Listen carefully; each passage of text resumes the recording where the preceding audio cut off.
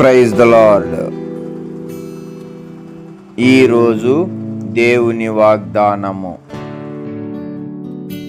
యెహోవా న్యాయము విధించువాడని నేను ఆయనకు కృతజ్ఞతాస్తుతులు చెల్లించెదను.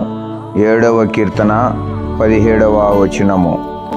కృతజ్ఞతన్ తల వంచి నాదు జీవాము అర్పింతును. లేదేయిక నేయివీల అర్పింతును.